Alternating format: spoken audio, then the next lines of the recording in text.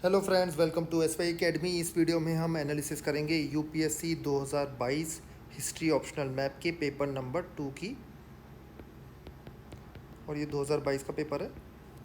और आपको पता ही है कि 8 क्वेश्चन आते हैं। अगर नहीं पता तो कोई बात नहीं, 8 क्वेश्चन आते हैं। 4 फर्स्ट सेक्शन में, 4 सेकंड सेक्शन में। ये जो फर्स्ट सेक्शन होता है इसमें मॉडर्न इंडिया के होते हैं। जो सेकंड सेक्शन होता है इसमें वर्ल्ड हिस्ट्री के होते हैं। मॉडर्न इंडिया और एक कुछ कुछ क्वेश्चन जो है वो पोस्ट इंडिपेंडेंस इंडिया के भी आते हैं, तो वो भी याद रखिए। वैसे वो मॉडर्न इंडिया का ही पार्ट है, लेकिन काफ़ी लोग उसे सेपरेटली भी मानते हैं कि मॉडर्न इंडिया अलग है, पोस्ट इंडिपेंडेंस इंडिया अलग है। तो 4 क्वेश्चन वहाँ से, 4 यहाँ से। टोटल 8 में से 5 क्वेश्चन अटैम्प्ट करने होते हैं। बट इशू ये है कि सेक्शन 1 का फर्स्ट क्वेश्चन, ऐसे ही सेक्शन 2 का फर्स्ट क्वेश्चन, मतलब जो 5वां क्वेश्चन होता है मैंडेटरी होता है अटेम्प्ट करना। मतलब कहने का मतलब ये है 8 क्वेश्चन है जिसमें से 1 और 5 तो आपको करना ही करना है। उसके बाद आप यहाँ से 2 चूज़ कर सकते हैं और यहाँ से 1। ऐसा नहीं हो सकता कि आप यहाँ तीनों के तीनों अपने मॉडर्न की कर दिए, वर्ल्ड हिस्ट्री का एक भी नहीं करा, ऐसा नहीं हो सकता। एटलीस्ट आपको एक क्वेश्चन तो फिर कहीं और करना ही है। तो यहाँ से आप 2 चूज़ कर सकते हैं, या 1, या वाइस वर्सा भी कर सकते हो कि मॉडर्न इंडिया का 1 करा, वर्ल्ड हिस्ट्री के 2 करे। और मेरा सजेशन यही है, जो मेरा एक्सपीरियंस रहा है, कि दिमाग में बांध के चीज़ें मत लाओ कि मैं तो मॉडर्न इंडिया के 5 करूँगा करूँगी, मतलब मॉडर्न इंडिया के 2 करूँगा करूँगी, या एंशंट इंडिया के, या मेडिवल इंडिया के, या वर्ल्ड हिस्ट्री के। पेपर को देखो, उसके हिसाब से डिसीजन लो, वो बेस्ट रहता है। 250 मार्क्स का पेपर होता है, 5 क्वेश्चन होते हैं, 3 घंटे होते हैं।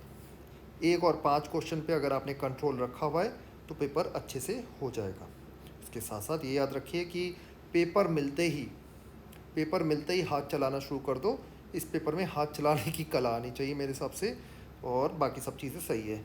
1:55 पर आपको पेपर पकड़ा देंगे।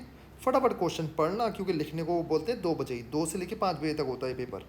फटाफट पेपर पकड़ना, पढ़ना, और ये ट्राई करो कि 2 बजे तक आपको एटलीस्ट ये पता चल जाए कि आप कौन से क्वेश्चन करने वाले हो। कोई बात नहीं, तब तक नहीं पता चल रहा तो 2-5 ले लो, उससे ज़्यादा मत लेना। 2 मैंने शायद ज़्यादा एग्रेसिव बता दिया। 2-5-10 मिनट में ये डिसाइड कर लो दोस्तों कि आप कौन से क्वेश्चन करने वाले हो। और 5 मिनट और भी लेना चाहते हो तो ले लो, लेकिन सही से डिसाइड करो, सही से क्वेश्चन समझो। ठीक है, ये ज़्यादा इंपॉर्टेंट है। पता चले क्वेश्चन समझ में आया नहीं, लिख के कुछ और आ गए, वो भी चीज़ें होती हैं। तो इसमें टाइम लीजिए, उसके बाद फिर पेपर अटेम्प्ट करिए। ये समझाने का मेरा एक और तरीका है कि ये मत समझो कि पूरे के पूरे आपके पास 3 घंटे होते हैं लिखने के, क्योंकि आपको सोचना भी पड़ता है कि कौन सा क्वेश्चन करूँ कौन सा ना करूँ। राइट, स्टार्ट करते हैं। क्वेश्चन नंबर 1 का ए, और सबसे ऊपर क्वेश्चन में लिखा होता है critically examine the following statements in about 150 words. First और फिफ्थ क्वेश्चन में क्लियरली लिखा होता है 150 वर्ड्स में अटैम्प्ट करिए। 150 वर्ड्स, और 2 पेज दे रखे होते हैं, कभी कभी 1.5 भी दे रखा होता है। लेकिन ध्यान रखना कि कभी कभी आपकी राइटिंग कैसी है उस पर डिपेंड करता है। तो 150 वर्ड से ज़्यादा नहीं होना चाहिए। उसके साथ साथ एक और सलाह भी है कि आपको एग्जामिनर के मेंटल इशू से खेलना होता है, तो पेज भरने की कोशिश किया करो। लेकिन पेज भरने में ऐसा ना दिखे कि 250 या 200 वर्ड्स में लिख के आ गए। क्योंकि दोस्तों शुरू में जब पहला क्वेश्चन आता है ना, तो हम चाहते हैं अपना बेस्ट दे, बेस्ट इमेज सेट करें। इस चक्कर में हम अपना टाइम भी लगा देते हैं खूब, 10-15 मिनट, और वर्ड्स भी खूब लिख के आते हैं। आप याद रखो, जब वो वाली मिस्टेक आप कर रहे हो ना, तो आपको मार्क्स थोड़े कम ही मिलेंगे। ठीक है, तो ज़्यादा सीरियसली नहीं, हाँ अच्छा करो, इमेज बिल्ड करो और आगे बढ़ो फटाफट। तो दोस्तों हम इस क्वेश्चन को पढ़ते हैं। क्वेश्चन है, the battle of Plassey was a skirmish while the battle of Buxar was a real war. दोस्तों इसमें आंसर देने के मल्टीपल तरीके, अगर आपने हिस्ट्री अच्छे से पढ़ रखी है। एक तो आप इस स्टेटमेंट को जस्टिफाई कर सकते हो कि हाँ जी, बैटल ऑफ प्लासी तो एक छोटी सी लड़ाई थी जिसमें कुछ सैनिक मारे गए, और ये तो मतलब क्लाइव ने अपने पैसों से खरीद ली थी वाली वॉर, है ना। सिराजुद्दौला को साइड कर दिया और उसके सब लोगों को ख़रीद लिया। स्कर्मिश थी, और मेलाबी से बंगाल। बैटल ऑफ बक्सर बड़ी थी, उसमें खूब सारे लोग भी मरे, एक डिसिसिव लड़ाई थी, लग रहा था अंग्रेज़ भी हार सकते हैं। क्लाइव ने बड़ी युद्ध लड़ी, और क्लाइव ने इस युद्ध में ये सिर्फ नवाब ऑफ बंगाल या नवाब ऑफ अवध को नहीं हराया, बल्कि मुग़ल एम्पायर को भी हराया। तो ये एक बड़ी बात है भैया, है ना। तो शाह आलम 2 में थे, है ना। तो ये जस्टिफाई कर सकते हो। सेकंड आप क्या कर सकते हो दोस्तों, वर्ड देखो क्रिटिकल एग्जाम में है, तो आप ये भी कह सकते हो कि बैटल ऑफ प्लासी स्कर्मिश नहीं थी, एक अच्छी खासी बैटल थी ये भी। ठीक है, बहुत ज़्यादा कंसिक्वेंसेज हैं इसके। इसी ने स्टार्ट सेट करा, बंगाल, बंगाल पे कब्जा आया, पैसा आया, उसी से बैटल ऑफ बक्सर लड़ा, है ना। तो ये भी आप कह सकते हो कि स्कर्मिश नहीं थी ये, तो ये वॉर की भी इंपॉर्टेंस थी। अब आंसर क्या लिखना है, टाइम वेस्ट मत करना एग्जाम में, जिस जो आपको बेटर आता है वो लिख के आओ, अपने आप पे भरोसा करो, मार्क्स मिल जाएंगे। हाँ, हो सकता है कि एक दो मार्क्स इधर उधर हो, लेकिन ज़्यादा फर्क नहीं पड़ता। फॉर इंस्टेंस आपने जस्टिफाई करके आया कि स्कर्मिश थी, लेकिन एग्जामिनर ऐसा नहीं सोचता, तो वो आपको लेट्स से 8 मार्क्स या 7 मार्क्स नहीं बल्कि 6 मार्क्स दे देगा, हो सकता है। लेकिन आप ज़बरदस्ती कोई चीज़ लिख के आ रहे हो जिसमें आपका ज़्यादा कंट्रोल नहीं है, तो वो चीज़ आपको नहीं लिखनी चाहिए, ठीक है। तो हम जल्दी से डिसाइड करना और आगे बढ़ना, मेरा ये कहने का मतलब है। तो मैंने तो इस आंसर जो दे रखा है आपको पढ़ा देता हूँ कि बैटल ऑफ प्लासी स्कर्मिश थी, battle of Buxar real war थी। ये एंटायरली स्टेटमेंट ट्रू नहीं है, पहली स्टेटमेंट में ही बोल दिया। Both battles were significant in colonial history of India and had far-reaching consequences for the British East India Company's control over the subcontinent. The Battle of Plassey, though it may appear as a skirmish due to small number of troops involved, was a decisive moment that marked the beginning of British Empire in Bengal. The British, led by Robert Clive, strategically allied with the treacherous Mir Jafar and defeated the forces of Nawab of Bengal, Sirajuddaulah. This victory granted the British East India Company significant political and economic power in the region, as they installed Mir Jafar as their new puppet Nawab. On the other hand, Battle of Buxar was indeed a large-scale conflict involving multiple parties. The British East India Company, along with their allies, the Nawab of Awadh, Mughal Emperor Shah Alam II, faced the combined forces of the Mughal-appointed Nawab of Bengal, Nawab of Awadh, discontented deputy, and the Marathas. The battle resulted in a decisive victory for the British, solidifying their control over Bengal, Bihar and Orissa. यहाँ पे आप ये जो Marathas word है इसको हटा भी सकते हो, ठीक है। While the Battle of Buxar was a more significant military engagement involving a large number of troops and factions, it would be inaccurate to dismiss the Battle of Plassey as a mere skirmish. Plassey marked a turning point in the British East India Company's expansionist agenda, enabling them to establish a strong foothold in Bengal and gradually extend their control over other regions of India. Both battles were instrumental in shaping the trajectory of British colonial India, albeit with varying degrees of scale and complexity. इतना लिखना और वापस ख़त्म करना। याद रखो, introduction लिखना ज़रूरी है, कंक्लूजन लिखना ज़रूरी है, बॉडी भी लिखे आओगे, ठीक है। लेकिन इंट्रोडक्शन कंक्लूजन दोनों के लिए स्पेस छोड़ के आना। Treaty of Amritsar was significant for its immediate as well as political potential effects. फिर से पढ़ लेता हूँ, गलती पढ़ रहा हूँ। The treaty of Amritsar 1809 was significant for its immediate as well as potential effects. तो एक तो इमीडिएट इफेक्ट काफ़ी इंपॉर्टेंट थे और पोटेंशियल इफेक्ट भी काफ़ी ज़्यादा थे आगे चल के। ये आपको जस्टिफाई करना है या क्रिटिकली एग्जामिन करना है। Critically examine is the keyword, वो कॉमन रहेगा सारे क्वेश्चंस में 1 और 5 में। The treaty of Amritsar 1809 was Indeed significant for its immediate and potential effects on the political landscape of colonial India. The treaty signed between British East India Company and Maharaja Ranjit Singh of the Singh Empire had significant implications for the power dynamics in the region. याद रखिए, जो word लिखे होते हैं ना question में, वो बार बार आपके आंसर में दिखने चाहिए। जैसे in terms of immediate effects, the treaty of Amritsar solidified the border between Sikh Empire and the British East India Company's territories. It established a river Satluj as the boundary, ensuring a temporary cessation of hostilities between the two powers. This immediate effect provided a period of relative stability and peace in the region, allowing both parties to focus on their respective interests, especially Britishers लिख देना। Furthermore, the treaty also recognized the autonomy of the Sikh Empire under Maharaja Ranjit Singh. It acknowledged his sovereignty over his territories and affirmed the British recognition of his authority. This recognition granted the Sikh Empire a degree of legitimacy and allowed Ranjit Singh to consolidate his rule and expand his dominions within the recognized boundaries. In terms of potential effects, the Treaty of Amritsar set the stage for future interactions and negotiations between British and Sikh Empire. इसमें आप सिंध की treaty भी लिख सकते हो, सिंध में जो युद्ध हुआ था और थोड़े discussions हुए थे। It created a framework for further diplomatic engagements and established a precedent for future treaties and agreements.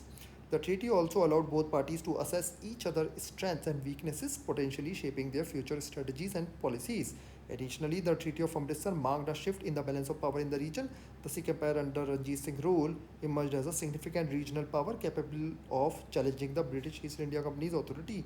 This potential effect highlighted the changing dynamics of power and set the stage for future conflicts and alliances in the year to come. In conclusion, the Treaty of Amritsar had both immediate and potential effects. Its immediate effects included the establishment of a border and recognition of the Sikh Empire's autonomy. The treaty had potential implications for future interactions and negotiations between British and Sikh, as well as shift in the balance of power.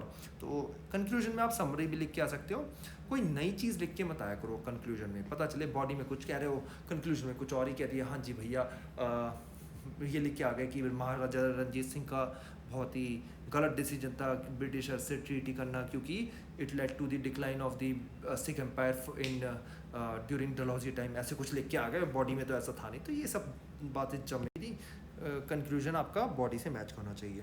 Famines were not just because of food grains scarcity but were are direct result of colonial economic policies. तो famine जो है वो food की कमी से नहीं थे, पर इसकी वजह से थे कि उनकी कॉलोनियल इकोनॉमिक पॉलिसीज़ जो थी वो ऐसी थी कि वो फेमाइन ला रहे थे। इसमें 2-4 फेमाइन के एग्जांपल्स भी लिख के आ जाना। बंगाल का जो फेमाइन आया था 1940s में, वो सब लिख सकते हो आप। The statement that famines were not solely caused by food grain scarcity but were a direct result of colonial economic policies carries considerable weight. It is widely, मतलब आपने इस स्टेटमेंट के एग्री में कह दिया है, ठीक है, ज़रूरत नहीं है ये बोलने की। फिर देखो क्रिटिकल एग्जाम में लिखा हुआ है, इसका मतलब ये नहीं दोनों साइड लिखे होगे हर चीज़ में, स्पेशली ऑप्शनल में। याद रखो इसको, पॉजिटिव नेगेटिव कंक्लूजन काफ़ी लोग ये लिख के आ जाते हैं, मतलब एक इसको जस्टिफाई कर दिया एक स्टेटमेंट को, फिर दूसरे में इस स्टेटमेंट को जस्टिफाई नहीं करा, कंक्लूजन में लिख के आ गए। वो सब नहीं चलता, ऑप्शनल में स्पेशली नहीं चलता, तो उस चीज़ से आप बचें, ठीक है। तो आपने पहले बोल दिया भाई मैं तो एग्री कर रहा हूँ इस स्टेटमेंट से। और it is widely acknowledged that colonial economic policies played a significant role in exacerbating and even causing famines in colonial India, मतलब famine को बढ़ाने में काम किया। Colonial powers including East India Company and later British Raj imposed exploitative economic policies that prioritize their own interests over the welfare of the Indian population. These policies included the extraction of resources, heavy taxation, and the promotion of cash crop cultivation such as indigo for export rather than food crops for domestic consumption. These practices resulted in the disrupted the traditional agriculture systems, leading to the decline in food production and availability. Furthermore, the introduction of cash-based revenue systems and land tenure policies imposed by the colonial administration left Indian farmers vulnerable to economic shocks, indebtedness और international policy भी लिख सकते हो। These policies created economic instability and weakened local agricultural resilience, making communities more susceptible to the impact of crop failures and natural disasters. Colonial economic policies also contributed to the unequal distribution of resources. The imposition of high taxes and land revenue demands often left impoverished peasants with limited purchasing power, making it difficult for them to access food during times of scarcity. Additionally, the colonial administration prioritized the transportation and export of food grains to meet the demands of the global market, as happened in case of World War II, further exacerbating food scarcity within India. Inadequate infrastructure such as irrigation systems and storage facilities was another consequence of colonial economic policies. The lack of investment in these areas made Indian agriculture more vulnerable to climatic fluctuations and reduced the ability to mitigate the impact of crop failures. Overall, famines that occurred during the colonial period cannot be solely attributed to the natural causes or food grain scarcity. The exploitative economic policies imposed by the colonial powers played a significant role in exacerbating and even causing famines. These policies disrupted traditional agriculture systems, weakened local resilience, contributed to unequal resource distribution, and hindered effective mitigation measures. It is essential to critically examine the impact of colonial economic policies when analyzing the causes of famines in colonial India. ये लिखेंगे, आप आगे बढ़ेंगे। इस topic में लोगों को काफ़ी आता होता है, तो बचना ज़्यादा लिखने से, ठीक है। Penetration of outsiders called the coups by the Santals completely destroyed their familiar world and forced them into action to take possession of their lost territories. तो इस संतल मूवमेंट के बारे में हर 2-3 साल बाद क्वेश्चन आता है, ये बहुत इंपॉर्टेंट है. The statement highlights the impact of external intrusion on the Santal community, referred to as Dikkus by them, and asserts that it led to the destruction of their familiar world, prompting them to take action to reclaim their lost territory. A critical examination of this statement reveals the complex dynamics involved. The Santal community, as an indigenous tribe in East India, faced economic. तो मैं कुछ कुछ words add करता रहता हूँ, आप भी वो अपने नोट्स में डालते रहना. Faced significant challenges due to arrivals of the outsiders including British colonisers and other settlers. क्योंकि दोस्तों जितनी बार आप अपने आंसर्स देखोगे उतना बार इंप्रूव कर सकते हो, इसलिए हमें प्रैक्टिस करते रहना चाहिए. The intrusion of outsiders disrupted social, economic and cultural fabric of Santals, leading to a significant changes in their way of life.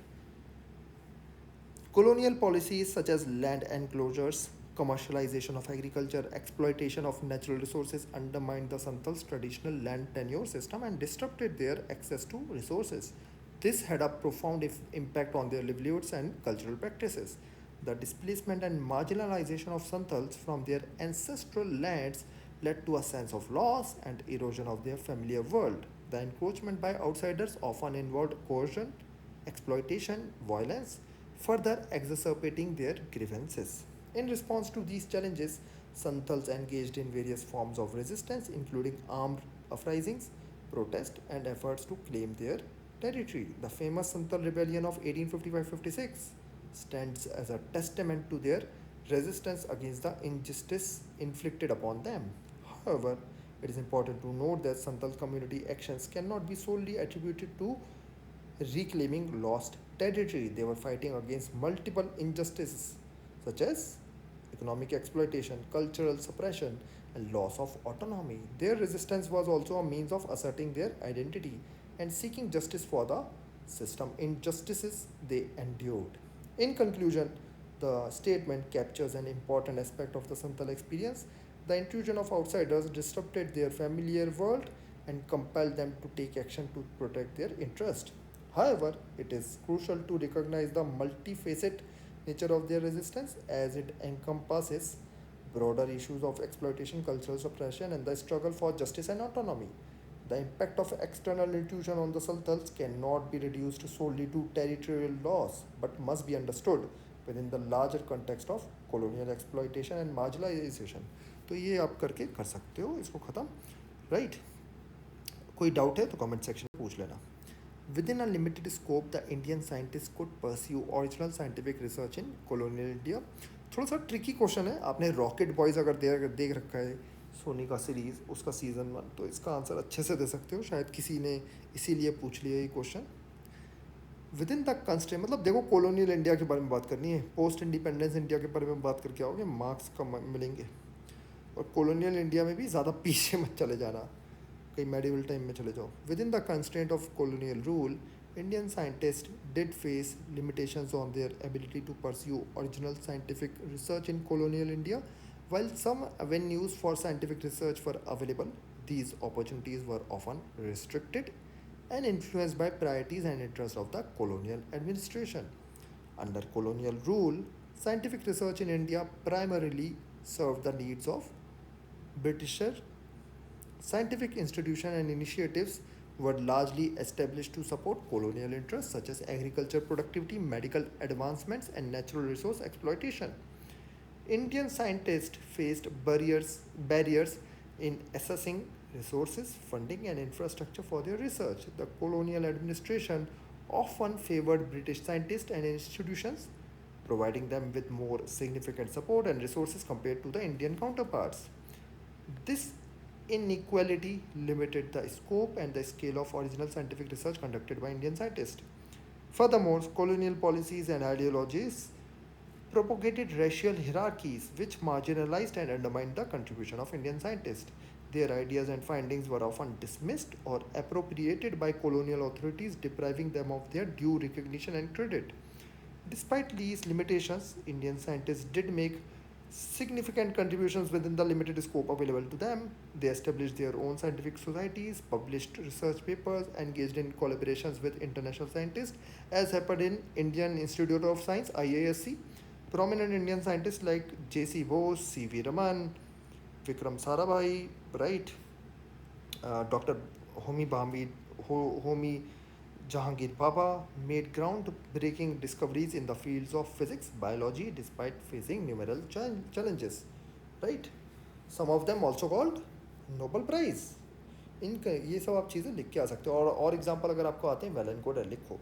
In conclusion, while Indian scientists faced restrictions and limited opportunities for original scientific research under colonial rule, they were still able to make notable contributions within the constraints imposed upon them. Their achievements highlight the resilience and determination of Indian scientists to pursue scientific inquiry and advance knowledge despite the unequal conditions they faced.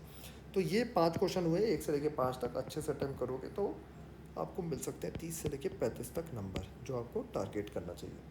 कोई question अगर tough आ रहा है, नहीं हो रहा, सीधे marks जा रहे हैं, तो अपने दिल पे मत लो, आगे बढ़ो। क्योंकि अगर कोई क्वेश्चन नहीं आता दोस्तों, तो वो क्वेश्चन और लोगों को भी नहीं आता होगा।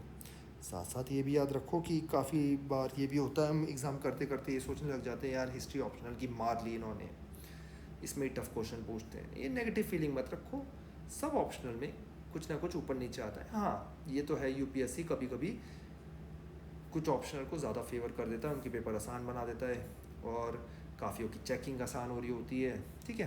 तो ये चलता रहता है यूपीएससी का। जो आपके हाथ में उतने कंट्रोल रखना, अपना फ्रेम ऑफ माइंड अच्छा रखना होता है एग्ज़ाम में, वो सबसे इम्पॉर्टेंट है। और भी कोई टिप्स या सपोर्ट चाहिए तो कमेंट सेक्शन में लिखिए, आपको वो मिल जाएंगी। नेक्स्ट क्वेश्चंस हम फर्दर वीडियोस में देखते रहेंगे। Thank you.